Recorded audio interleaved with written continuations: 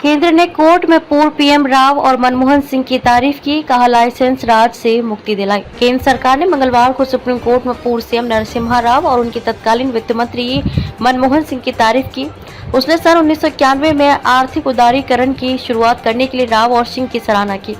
अदालत में सरकार ने कहा कि इस कदम से प्रभावी रूप लाइसेंस राज का युग समाप्त हो गया। 9 न्यायाधीशों की पीठ ने की सुनवाई। सॉलिसिटर जनरल तुषार मेहता ने मुख्य न्यायाधीश डी.वाई. चंद्रचूड़ की अध्यक्षता वाली 9 न्यायाधीशों की पीठ को सूचित किया कि राव और सिंह द्वारा पेश किए गए आर्थिक सुधारों ने कंपनी कानून और व्यापार व्यवहार अधिनियम MRTP सहित कई कानूनों को उदार बनाया है।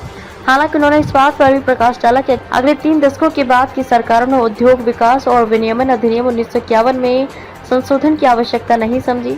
IDRA अछूता रहा। दरअसल तुषार मेहता पीठ के एक सवाल का जवाब दे रहे थे।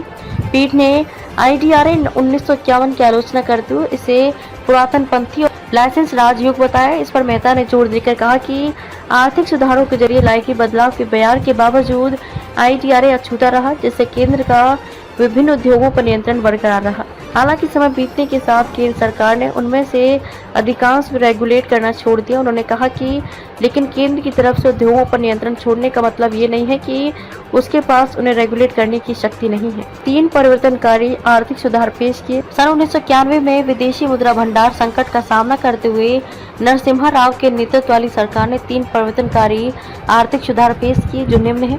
कोर्ट में मिली थी मदद। राष्ट्रीय हित में और कोविड-19 महामारी जैसे हालातों में केंद्र की तरफ से इस नियामक नियंत्रण को बरकरार रखा गया था। मेहता ने कहा कि अगर केंद्र सरकार के पास औद्योगिक अल्कोहल को रेगुलेट करने और इसके अधिकांश हिस्से को कोविड के दौरान हैंड सैनिटाइजर बनाने के लिए उपयोग करने का निर्देश देने की शक्ति नहीं होती तो संकट खड़ा हो जाता। उन्होंने कहा कि केंद्र उद्योगों पर अपनी रेगुलेट करने की शक्ति बरकरार रखता है, हालांकि वह इसका प्रयोग नहीं कर सकता। यह उन स्थितियों से उत्पन्न होने वाली अप्रत्याशित जरूरतों को पूरा करने के लिए जो अभी विचार के दायरे में नहीं है।